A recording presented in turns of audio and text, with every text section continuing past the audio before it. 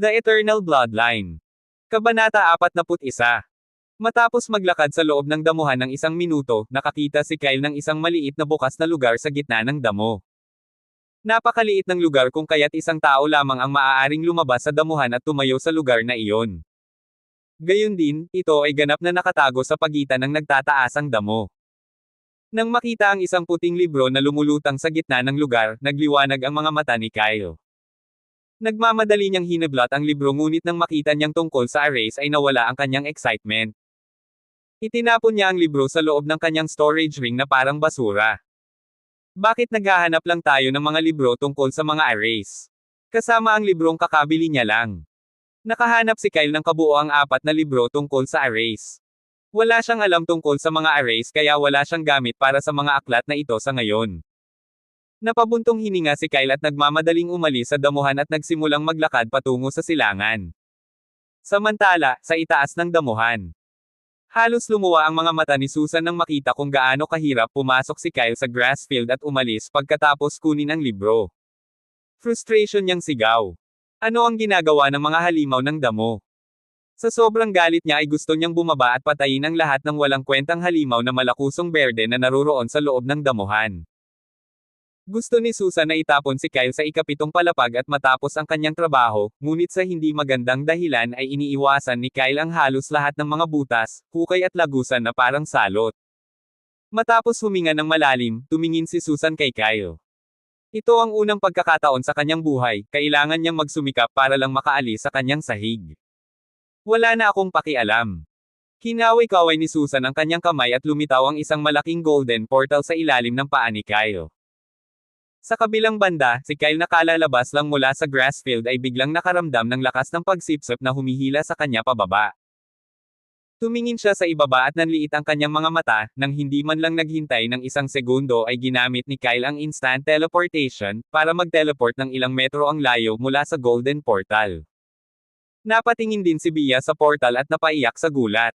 Ano iyon? Napatingin si Kyle sa portal na lumabas nang wala sa oras. Umiling siya dahil nagulat din siya at walang alam. Matapos makita si Kyle gamit ang instant teleportation, halos maubo ng dugo si Susan. Tumingin siya sa langit na tila nagrereklamo sa kanyang amo. Bakit kailangan mong bigyan ako ng napakahirap na trabaho? Matapos ang isa pang paghinga, muli niyang ikinaway ang kanyang kamay at may lumabas na isa pang portal sa likod ni Kyle na may pag-iingat na nakatingin sa dating portal. Kyle tumingin sa likod. Sigaw ni Bia nang makitang may lumabas na ibang portal sa likod ni Kyle nang wala sa oras. Nanlaki ang mga mata ni Kyle nang maramdaman ang pamilyar na puwersa ng pagsipsip. Gusto niyang gamitin muli ang instant teleportation, ngunit isang invisible na kamay ang humawak sa kanyang balikat at itinapon siya sa loob ng portal. Sigaw ni Bia sa pangalan ni Kyle at tumingin sa portal. Nanlamig siya sa kinatatayuan niya dahil sa gulat. Ano ang nangyayari? Hindi nasagot ang tanong niya. Habang tinitingnan niya ang portal ay may lumitaw pang maliit na portal sa ilalim niya.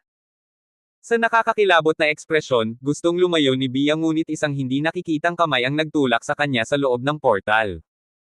Tulong! Ayokong mamatay ng bata. Bumukas ang mga pakpak ni Bia at umiyak sa isip niya bago siya nawala sa loob ng portal. Nang makaalis na ang dalawa. Ang lumulutang na figure ni Susan ay tumingin sa mga portal ng may kaluwagan. Tapos na ako. Ngayon ay makakaalis na ako at makapagpahinga. Sa pamamagitan ng pag-wave ng kanyang kamay, nawala ang lahat ng golden portal. Lumipad si Susan patungo sa malawak na kalangitan na may pagod na ekspresyon. Ang mga tagapag-alaga ng tower ay hindi makapangyarihan, sila ay nakulong sa loob ng tower. Hindi nila makita ang labas ng mundo at hindi rin sila makaalis sa tore. Hanggang sa may nangyaring malaking bagay sa labas ng mundo o may makapangyarihang tumawag sa kanila. Kasama ang iba pang 4 na tore na nasa labas ng mundo, lahat ng 5 tore ay may kabuoang 100 palapag. Matagal ng panahon na ang nakalipas, 100 na tagapag-alaga ang itinalaga upang alagaan ang lahat ng tore ngunit 6 na po sa kanila ang namatay matapos maabot ang katapusan ng kanilang buhay. Sa bawat oras na ang mga nakababatang henerasyon ng bawat kontinente ay pumasok sa towers, ang lahat ng natitirang mga tagapag-alaga ay kailangang lumaban upang sila ay bumaba sa mas mababang mga palapag. Hindi naman nila gustong bumaba dahil sa ilang maliliit na bata, naiinip lang sila sa mahabang panahon na manirahan sa isang nakulong na lugar. Ang unang tatlong palapag ng towers ay katulad ng mga ito ay mga practice floor. Ang tunay na pagsubok ay magsisimula pagkatapos ng ikatlong palapag kapag ang istruktura ng sahig ay ganap na nagbago dahil sa kapangyarihan ng tagapag-alaga.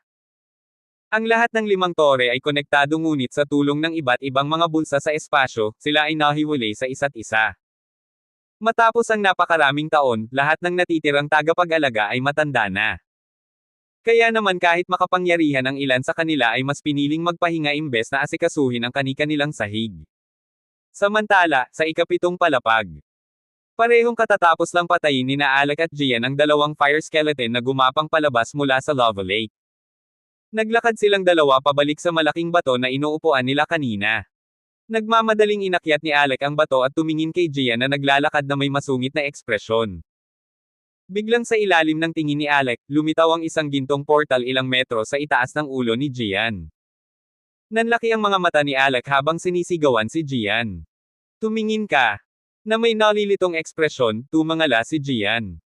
Namilog ang mga mata niya nang makita ang isang itim na figure na lumabas mula sa portal. OMG! Gustong lumayo ni Gian ngunit huli na ang lahat. Ang figure ay direktang bumagsak kay Gian na may napakapangit na ekspresyon. Bam! Bumagsak si Gian sa kanyang dibdib at direktang dumampi ang kanyang ilong sa nagninangas na mainit na lupa. Napaungol siya sa sakit at isinumpa ang taong nag-crash landing sa ulo niya. Og! Sinong shit? Bago pa matapos si Gian, may humawak sa likod ng ulo niya, at nabaon ang buong mukha niya sa mainit na buhangin. Ah! Sa isang masakit na tunog, pumikit si Gian at sinubukang igalaw ang kamay na nakadiin sa kanyang ulo. Sa kabilang banda, ang figurang bumangga kay Gian ay agad na tumalon pabalik ng may pag-iingat. Tumayo si Gian at sasampalin na sana ang taong nagtangkalang na sirain ang malaanghel niyang mukha pero biglang narinig ni Alec ang gulat na boses sa likod ni Gian. Kyle! How? Na may tulala na ekspresyon, nagmamadaling inalis ni Gian ang magulo niyang pulang buhok at tiningnan ang figure. Si Kyle yun. Kamusta ka dito?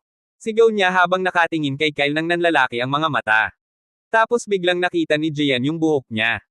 Hindi tulad kanina na mas halatang silver ang sulok ng buhok ni Kyle. Anong nangyari sa buhok mo? Natarante rin si Kyle but then he blinked his eyes while looking at the duo. Maniniwala ka ba sa akin kung sasabihin kong may kakaibang portal na pilit akong inagaw? At saka, sa tingin ko tumatanda na ako kaya naman pumuti ang buhok ko. Parehong napatingin sina Alec at Gian kay Kyle at hindi makapagsalita. Habang nag-uusap sila, may lumabas na isa pang maliit na portal ilang metro sa itaas ng ulo ni Gian na halos matarante nang makita ang portal. Isang maliit na sukat ng kamao ang lumabas mula sa portal ngunit ang figure ay nagpatatag sa hangin bago ito bumagsak sa ibang tao.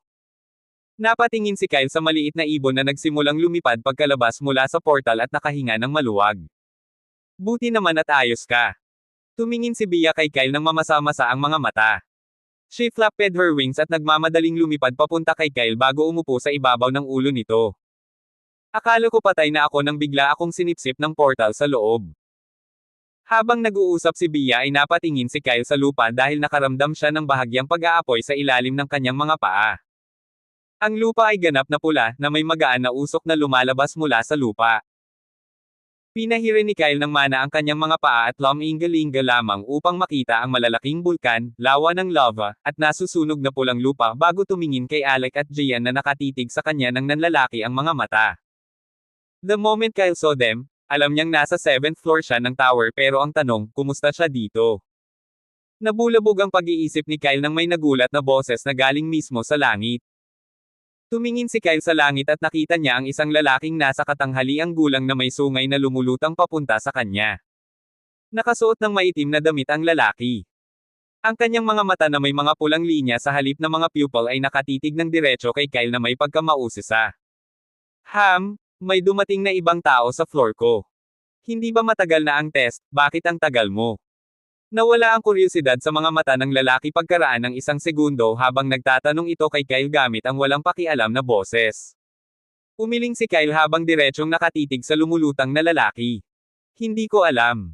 Tinitigan ng lalaki si Kyle ng singkit na mga mata at pinitik ang hintuturo. Isang kakaibang ukit ang lumitaw sa palso ni Kyle. Well, hindi mahalaga kung paano ka nakarating dito. Inilagay ko ang counter sa iyong palso. Maaari mong tanungin ang dalawa para sa karagdagang impormasyon.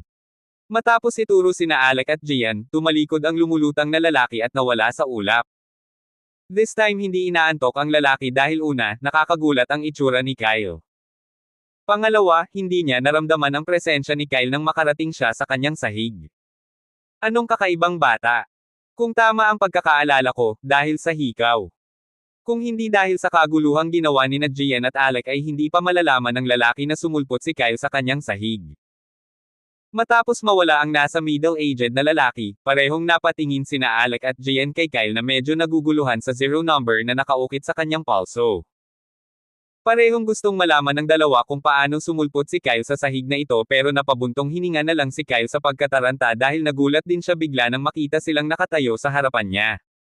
Sa malayong buntong hininga, ipinatong ni Gian ang kamay sa balikat ni Kyle. Bro, hindi ko alam kung paano ka lumabas sa sahig na ito pero sa tingin ko ay oras na para sabihin ko sa iyo ang hirap na mararanasan mo. Napatingin si Kyle kay Gian na sobrang lungkot na ekspresyon. Na-curious din si Bia matapos marinig ang sinabi ni Gian. Sa loob ng ilang minuto, kinuwento ni Gian ang lahat.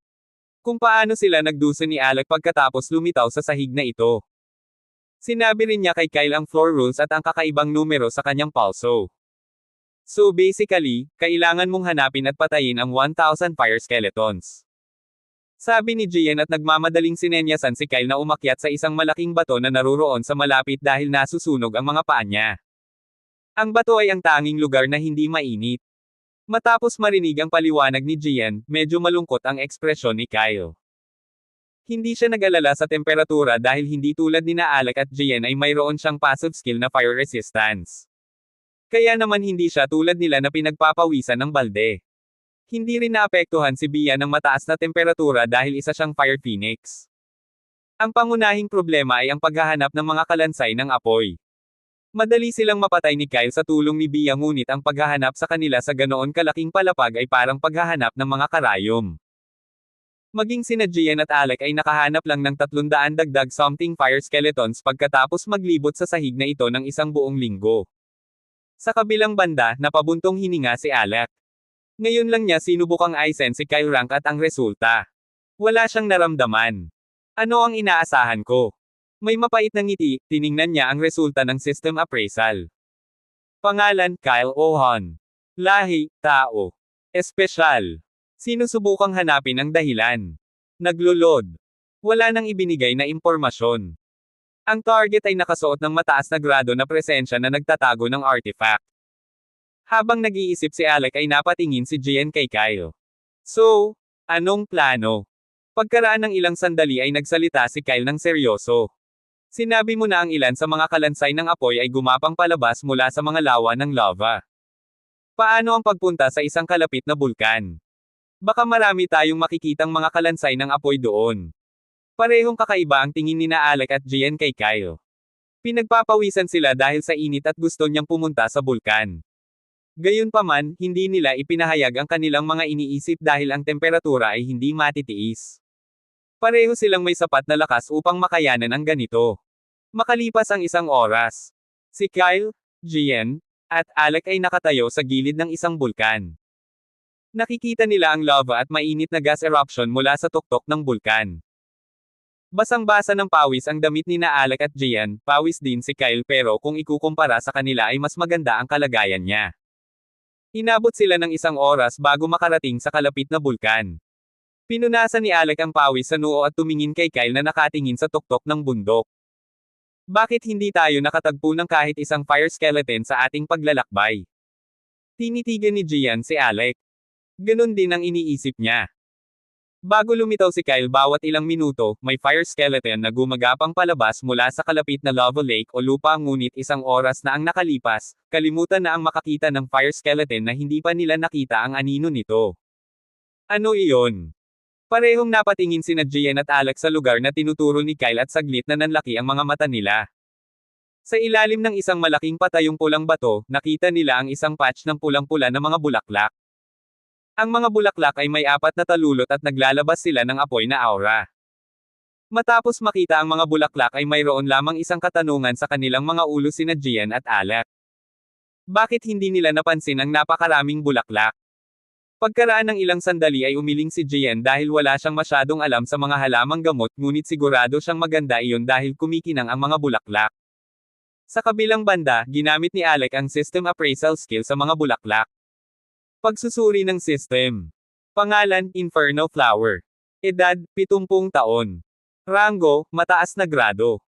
Paggamit pagkatapos ng pagkonsumo, maaari nilang pagalingin ang nasunog na balat sa loob ng 1 segundo.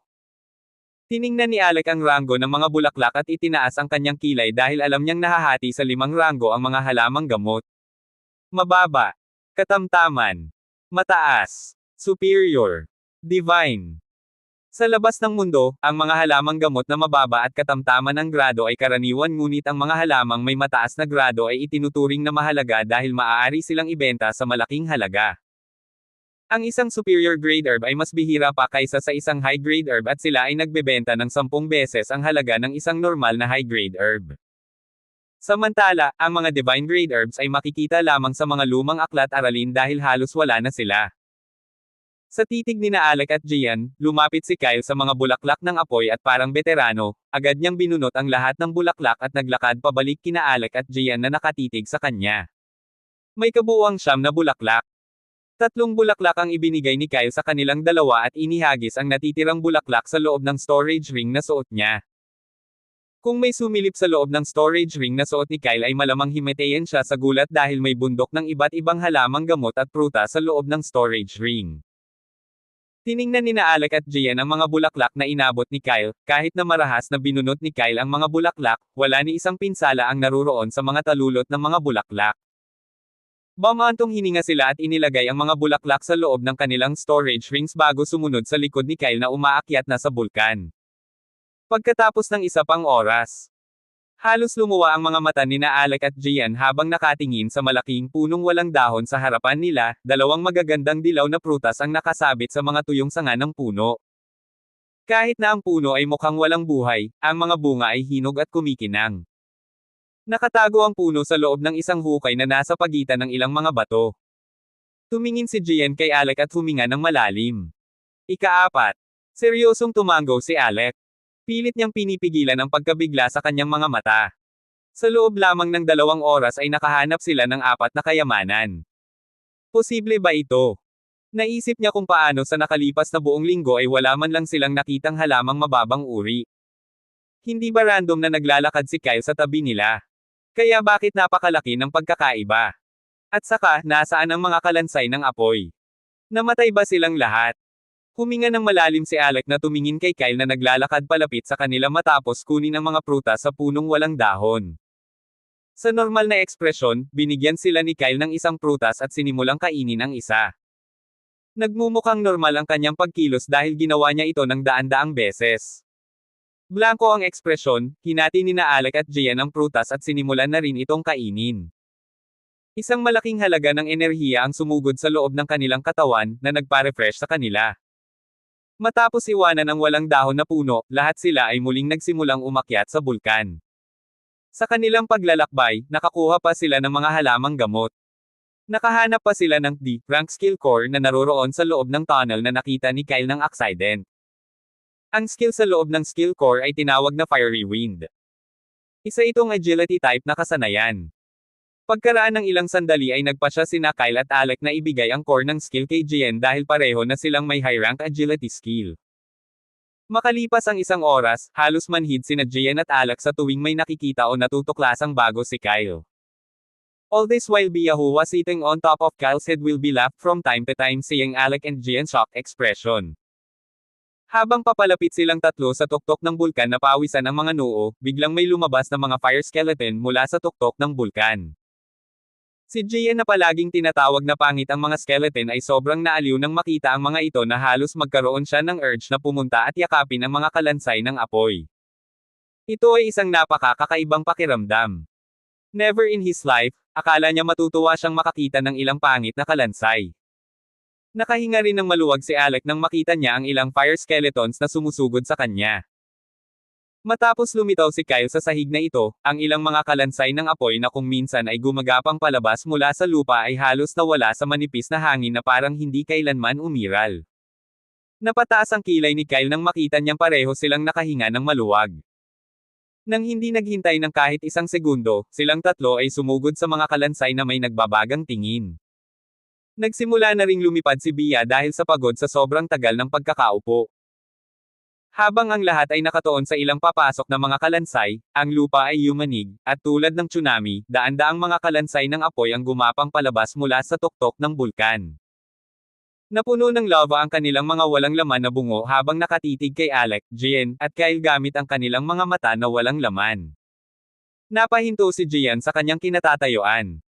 May ngiti sa mukha niya na hindi man lang ngiti. Ha! Ha ha! I never said I miss them. Bakit ang dami?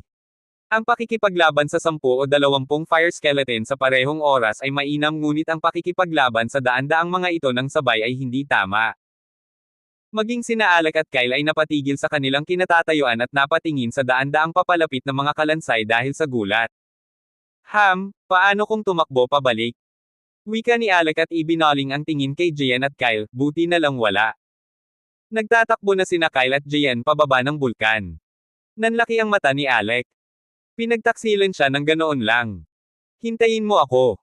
Sigaw ni Alec at nagsimulang tumakbo sa likod ni Gian at Kyle na nasa unahan niya ng ilang metro. Ang mga kalansay ay tumingin sa kanilang kumukupas na imahe, at sa isang malakas na dagandong, lahat ng mga kalansay ay nagsimulang sumunod din sa likod ng tatlo. Kabanata 42. Samantala, sa kalangitan, kinusot ni Bia ang kanyang maliliit na mata nang makita niya ang daan-daang iba pang kalansay na umuusbong mula sa bulkan. Wow! Wala silang katapusan. Sa likod ng isang malaking pulang bato na nasa pagitan ng isang guwang na hukay, 3 figure ang makikitang nagtatago.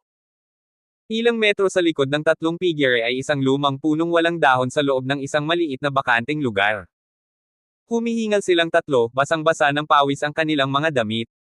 Biglang lumabas ang isa sa mga figure mula sa likod ng bato at tumingin sa labas ng butas. Ang figure ay may malalim na asul na buhok at magagandang itim na mga mata. Si Alec iyon. Habang pinagmamasdan niya ang sitwasyon sa labas, hindi mapigilan ni Alec ang pagpikit ng mga mata. Daan-daang fire skeleton ang gumagala sa paligid ng bulkan, tila may hinahanap sila o kung sino man. Hindi na mabilang ni Alec ang eksaktong bilang ngunit nang makita ang gumagala na mga kalansay na ilang metro lang ang layo mula sa hollow pit, sigurado siyang mayroong hindi bababa sa 500 dagdag fire skeletons. Nakikita rin niya na sa bawat segundo ay dumarami ang kanilang bilang dahil sa ilang kadahilanan ay tila mas maraming kalansay ng apoy ang bumubulusok mula sa tuktok ng bulkan. Sa isang malalim na hininga, binawi ni Alec ang kanyang ulo at tumingin sa dalawa pang figure na nakayuko sa tabi niya bago bumulong sa mahinang boses. Kyle, Gian. Napapalibutan yata tayo. Sa isang malalim na paghinga, lumabas din si Gian sa kanyang ulo mula sa likod ng malaking bato at tumingin sa daan-daang fire skeleton. Ang 85% ng mga skeleton ay may mga pulang apoy na core sa gitna ng kanilang dibdib, ibig sabihin, lahat sila ay katumbas ng negative D rank. Nakikita rin ni Gian ang ilang glow core skeleton na katumbas ng plus D rank. Salamat sa Diyos walang anumang purple core fire skeleton na sumusunod sa likod namin. Pinunasan niya ang pawisan niyang noo. Ang kanyang malalim na pulang mata ay nagpakita ng isang pahiwatig ng kaginhawaan. Ang isang purple core skeleton ay katumbas ng C rank. Madali nilang naiwasan ang lahat ng negative D rank at plus D rank na halimaw na humahabol sa kanila dahil ang mga skeleton ay mas mabagal at mahina kumpara sa mga aktwal na halimaw. Hindi naging mahina si Gian sa kanyang sarili habang siya ay nakapasok sa negative D rank 2 araw na ang nakakaraan. Sa kabilang banda, nang maramdaman ang makapangyarihang aura ni Alec ay natitiyak niyang halos nasa bingit na ng paglusob si Alec sa plus D rank. Bigla namang napatingin si Gian kay Kyle. Hindi niya naramdaman ang rango ni Kyle ngunit nakita niyang tumakbo ito ng mas mabilis kaysa kay Alec, sigurado siyang si Kyle ay kahit negative D rank. Kung hindi dahil sa hangkag na ito na natuklasan nila habang umaakyat sa bulkan, malamang na nasawi sila sa walang awa na pagtugis ng daan-daang kalansay ng apoy. Nagkatinginan silang tatlo, tumatakbo sa isip nila kung ano ang susunod na gagawin. Habang nakayuko sila sa likod ng mga bato, iniisip ang mga susunod nilang gagawin.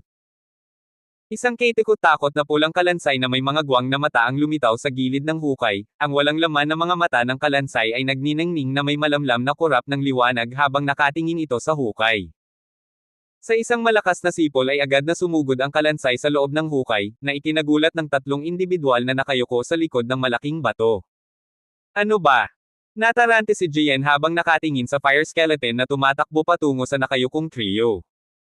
Sa pagmamadali, tumalon siya pabalik. Sa loob ng isang segundo, pinakawala ni Alec ang espada na nakasabit sa kanyang baywang at kumikislap ang kanyang figure habang inaatake niya ang kalansay. Sa isang mabilis na laslas, pinutol niya ang kaliwang balikat ng kalansay. Gusto niyang basagin ang ubod sa loob ng dibdib ng kalansay dahil direktang papatayin nito ang kalansay, ngunit alam niya sa kanyang karanasan na ang skeleton ribcage na nakapalibot sa core ay mas matigas kaysa sa ibang bahagi ng katawan. Ang kalansay na ang buong balikat ay naputol ng isang laslas ay hindi huminto. Nakatutok pa rin ang walang emosyon nitong tingin sa tatlo. Ibinuko ng husto ng kalansay ang bibig nito at itinapon ang lava kay Alec na tumabi at madaling nakailag sa papasok na lava attack. Si Kyle na nakatayo ilang sentimetro ang layo kay Alec ay naghagis ng dalawang thunder arrow sa skeleton chest, tinutukan ang core nito. Medyo nag-crack ang skeleton ribcage, sinamantala ni Alec ang momentum na nalaslas ni Alec sa skeleton ribcage. Gusto niyang ilabas ang kalansay na ito nang hindi nagdulot ng anumang kaguluhan. Sa isang maliit na tunog, ang skeleton ribcage ay ganap na nag-crack at nahulog sa lupa. Kasabay nito, nagmamadaling pumorma si Jian at naghagis ng ball ang apoy sa pulang core ng kalansay na ngayon ay hubad na at ang natitirang bahagi ng katawan ng kalansay ay bumagsak sa lupa. Parehong ibinalik ni Alec at Kyle si Jian na may maitim na mga mata. Ginawa nila ang lahat ng trabaho at ninakaw niya ang pagpatay. Sa isang inosenteng ekspresyon, nagmamadaling umiwas si Jian. Sa loob-loob niya ay tumatawa siya dahil tumaas ang kanyang kill count mula 178 hanggang 179. Habang sina Kyle at Alec ay nakatitig kay Jian. Isang malakas na dagandong ang yumanig sa lupa. Napalingon silang lahat sa harapan at halos lumuwa ang mga mata. Mahigit 20 kalansay ang nakatingin sa tatlo na nakatayo sa gitna ng guwang na hukay. Nang hindi man lang naghintay ng isang segundo, agad na sumingit ang mga kalansay sa loob ng hukay. Shit! Nagmura si Jian. Ngayon sila ay napapalibutan mula sa lahat ng panig. Pinagpapawisan din sina Alec at Kyle ng mga balde ng tubig. Dahil sa kaguluhan, lahat ng kalapit na kalansay ay umangkas din patungo sa hukay. Sa loob ng isang minuto, ang pasukan ng hukay ay binaha ng mga kalansay ng apoy na nakatitig ng mga punyal sa tatlo. Huminga ng malalim si Kyle at tumingin kay Alec na nakatayo sa tabi niya. Gawin mo ang lahat para manatiling buhay. Seryosong ibinalik ni Alec kay Kyle ang tingin nila bago kapwa sinugod ang mga papasok na skeleton gamit ang kanilang mga espada. Nakatayo si Jian sa likod ng duo dahil isa siyang mage. Hinawakan niya ang double S rank 1 na nakuha niya mula sa ika-6 na palapag at nagsimulang maghagis ng iba't ibang spell sa mga kalansay. Kulay asul ang wand, mayroon ding berdeng gemstone na naka-embed sa gitna ng wand.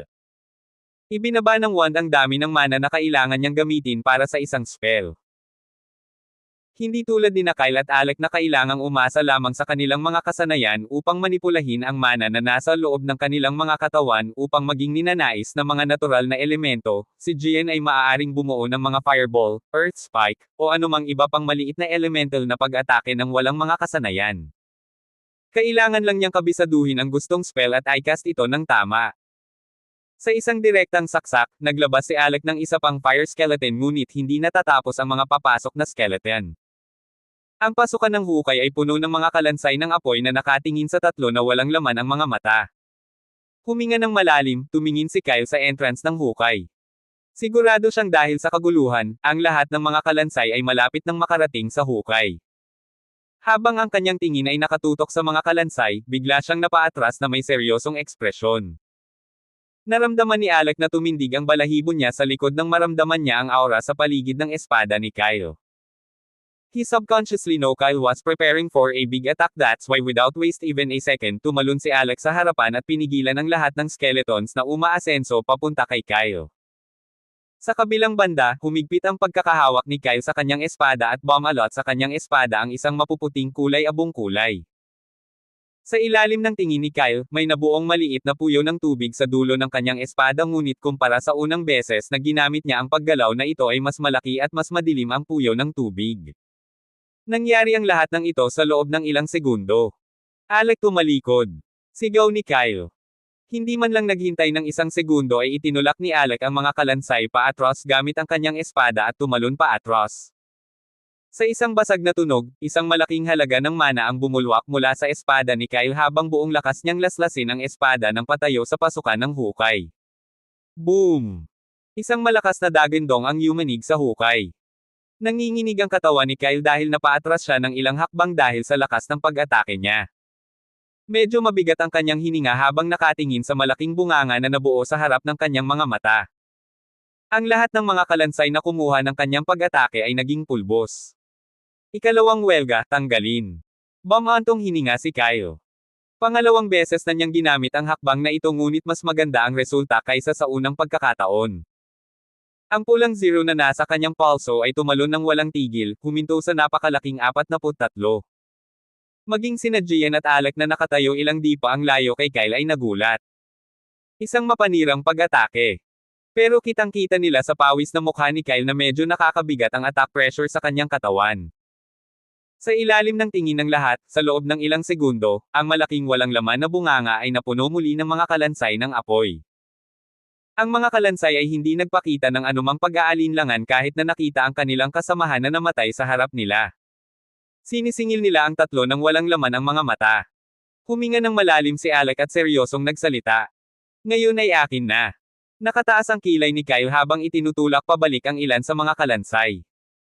Itinaas ni Alec ang kanyang kamay at ginamit ang S-rank skill na nakuha niya mula sa system kamakailan. Cyclonic Gale. Sa isang sigaw ay bumungad sa kanyang harapan ang isang malaking buhawi. Napaatras si Kyle, inilayo ang sarili sa mga kalansay. Sa ilalim ng pagtataka ni Gian at Kyle, ang buhawi ay sumugod patungo sa mga kalansay. Mayroong daan-daang wind blades sa loob ng buhawi, ang wind blades ay dumurog sa mga papasok na skeletons. Kak! Kak! Narinig ang malalakas na kaluskos habang ang buhawi ay tumago sa mga kalansay na direktang dumurog sa 40 dagdag na kalansay. Ang pasukan ng hukay na puno ng mga kalansay ay muling nalinas. Walang malay na tiningnan ni Kyle si Alec mula sa gilid ng kanyang mga mata. Sigurado siyang mas malakas ng kaunti ang husay ni Alec kaysa sa sword move niya. Napadilat si Kyle nang makita ang nakakalokong ngiti ni Alec. Samantala, ang kaliwang talukap ng mata ni Gian ay hindi maiwasang mamula nang makita niya kung paano ipinagyayabang ng kanyang mga kasamahan ang kanilang mga kakayahan at sining sa harap ng isang sitwasyon sa buhay at kamatayan. Pero ayaw din niyang maiwan. Sa katamtamang ekspresyon, humakbang si Gian at huminga ng malalim. Ngayon, turn ko na. Nakakuha din siya ng S-rank skill bago umalis sa 4th floor maze. Parehong nagulat sina Alec at Kyle kay Gian bago sinisingil ang mga bagong skeleton monster na pumapasok sa hukay. Medyo mabigat ang kanilang hininga dahil gumamit sila ng maraming mana sa loob ng ilang minuto.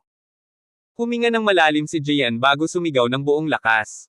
Gusto niyang malaman ng iba na mayroon din siyang S-rank skill. Naglalagablab na apoy. Isang maliit na apoy ang naiwan sa palad ni Gian. Matapos maglakbay ng isang segundo ang maliit na apoy ay nagsimulang lumaki. Nagmura sina Kyle at Alec habang nakatingin sa apoy. Basang-basa na sila ng pawis dahil sa kapaligiran at dito gumagamit ng fire skill si Gian. Tumalon silang dalawa paatros at tumingin kay Gian ng madilim ang mga mata. Nagsimulang pagpawisan si Gian. Hindi naman makakaapekto sa kanya ang husay niya kaya nakalimutan niyang isaalang-alang ang iba. Para maagaw ang atensyon nila, dali-dali niyang itinuro ang apoy. Sa ilalim ng kanilang mga tingin, ang apoy ay naging isang malaking ulap. Binalot nito ang lahat ng mga kalansay na naruroon sa loob ng hukay bago pumunta sa labas at pumatay ng maraming kalansay ng sabay-sabay. Sigaw ni Gian sa pananabik, nakita ang mapanirang epekto ng kasanayan. Gusto niyang subukan ang skill na ito saglit ngunit naubos nito ang 40% ng kanyang mana kaya naman hindi niya ito ginamit noon. Muling tumalon ang numerong nasa pulso ni Gian at huminto sa 275. Ang pasukan ng hukay ay muling naalis ngunit sa loob ng ilang minuto, mas maraming mga kalansay ang nagsimulang lumitaw sa harap ng pasukan ng hukay. Mapait na tumawa si Gian. Medyo napagod na sila, sa kabilang banda, walang katapusan ang mga kalansay. Nagsimula na namang maglaban sina Kyle at Alec gamit ang kanilang mga espada. Biglang may pumasok sa isip ni Kyle. Teka, nasaan si Bia? Habang iniisip niya ang taong dapat sana ay kasama niya sa life and death battle na ito, dumilim ang mukha ni Kyle. Agad niyang sigaw sa kanyang ulo. Bia! Nasaan ka na ba? Isang tamad ngunit inosenteng boses ang sumagot sa kanya pagkatapos ng ilang segundo. Nakaupo sa isang bato na naruroon sa labas ng hukay.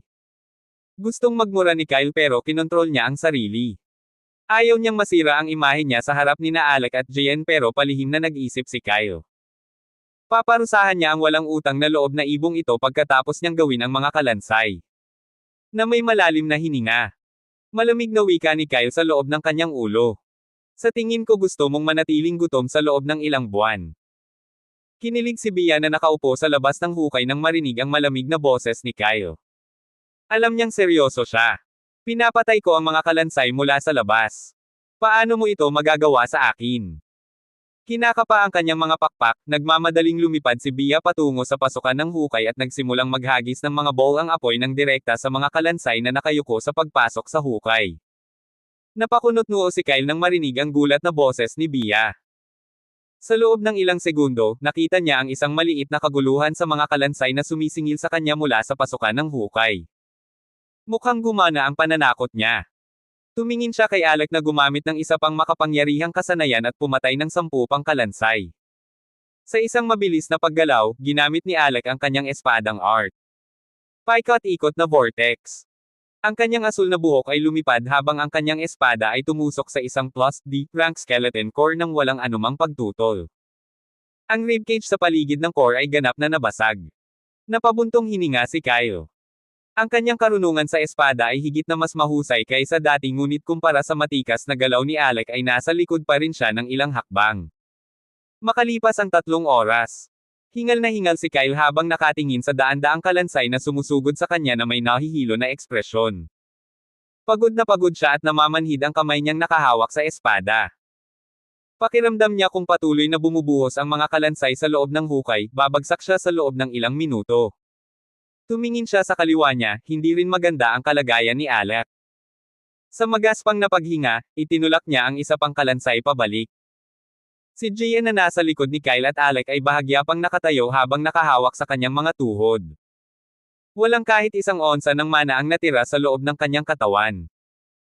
Ang sitwasyon ay nagiging malubha, si Kyle ay nagngangalit ng kanyang mga ngipin nang tumingin siya sa mga kalansay. Hinampis niya ang dibdib ng kalansay at nanginginig ang kamay na halos mawala ang pagkakahawak sa espada. Sinamantala ito ng kalansay na nasa harapan niya. Ibinuko nito ang bibig at ibinato ang isang lava ball kay Kyle.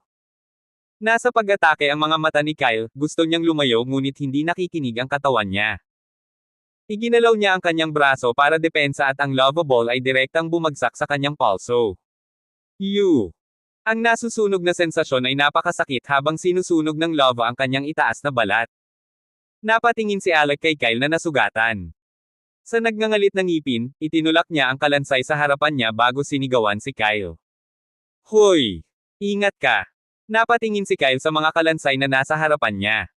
Ang isa sa kanila ay handang maghagis ng isa pang lava attack. Umatras siya ng kaunti para maiwasan ang attack range. Inilabas niya ang huling natitirang potion mula sa kanyang storage ring at ibinato ang 2 mana recovery potion kay Gian na bumagsak lang sa lupa. Alec! Napatingin si Alec kay Kyle, medyo lumalabo na ang paningin niya dahil ilang minuto ang nakalipas ay maraming glow core, plus D, rank skeletons ang pumasok sa hukay at ginamit niya ang system double power skill. Binato siya ni Kyle ng energy potion. Sa nagngangalit na mga ngipin, sinipan ni Alec ang kalansay sa harap niya at sinalo ang Gayuma. Enks! Halos hindi marinig ang boses niya habang nilalamon niya ang likidong nasa loob ng maliit na vial. Ang ilan sa kanyang enerhiya ay agad na naibalik nang magsimulang sumipa ang epekto ng potion. Parehong nagpapasalamat sina Alec at Gian kay Kyle dahil sa tuwing malapit nang bumagsak ang sinuman sa kanila, kumukuha si Kyle ng ilang mana recovery, energy recovery, at healing potion. Ang huli. Nang marinig ang sinabi ni Kyle, tumawa ng mapait si Alec. Mahal ang potion, nagtaka siya kung saan nakakuha si Kyle ng ganoon karami. Kahit siya ay kakaunti. Maaari siyang bumili ng higit pa mula sa system shop ngunit ginamit niya ang lahat ng kanyang puntos sa system double power skill. Isa pa, ramdam ni Alec na ngayon ay lumalabo na rin ang epekto ng potion dahil sa sobrang pagod ng kanyang katawan. Nilamon ni Kyle ang isang healing potion at dahan-daang gumaling ang paso sa braso niya. Ngayon ay wala na siyang kahit anong potion. Inihagis niya ang glass vial sa skeleton head na nakatayo sa harapan niya bago muling nakipag-away. Magpapasalamat siya ng maayos sa matanda para sa mga Gayuma kung mabubuhay siya ngayon. Nilamon din ni Gian ang mga mana recovery potion na inihagis ni Kyle sa kanya. Dahan-dahan ngunit tiyak na nagsimulang bumawi ang kanyang mana. May mga potion siya dati pero ginamit nila ni Kelvin yung mga potion sa lower floors. Sa mabigat na paghinga, tumayo siya at ginamit ang kanyang wand upang bumuo ng ilang spike ng lupa bago ihagis ang mga ito sa mga kalansay. Buti na lang makitid ang entrance ng hukay. Kaya naman 10 or so skeletons lang ang pwedeng pumasok sa loob ng sabay-sabay, or else alam ni Gian na hindi sila makakaligtas ng ganito katagal. Biglang may pagod na boses ang narinig sa isipan ni Kyle. Huha! Kyle, hindi ko kayang ituloy. I drain all my man. If I continue another second, hihimatayin ako. Bea tried her best to distract the skeleton's attention towards her but the skeletons didn't even move from the pit entrance. Impyerno sila sa pagpasok sa hukay. Pinagmasdan niya ang mga kalansay sa ilalim niya na mayroong hindi bababa sa 500 dagdag na mga kalansay at tulad ng mga alon sa dagat ay parami ng parami ang mga kalansay na dumarating patungo sa pasukan ng hukay. Just, what the hell is happening? Nanginginig ang boses ni Bea habang nakatingin sa tuktok ng bulkan. Hindi tulad ni Kyle, nakikita niya ang sitwasyon sa labas. Ang isa pang malaking batch ng mga kalansay ay lumalabas mula sa tuktok ng bulkan, at dahil sa kaguluhan na nangyayari sa harap ng pasukan ng hukay, ang lahat ng mga kalansay ay dumiretso sa hukay ng walang pag-aalinlangan. Pumunta ka at magpahinga. Isang malalim na boses ang narinig sa kanyang ulo. Napatingin siya sa pasukan ng hukay na punong-puno ng mga kalansay. Gusto pa niyang tumulong ngunit wala na siyang lakas para ipagpatuloy ang paglipad dahil sumasakit ang kanyang mga pakpak. May pag-aalalang ekspresyon, tumingin si Bea sa hukay.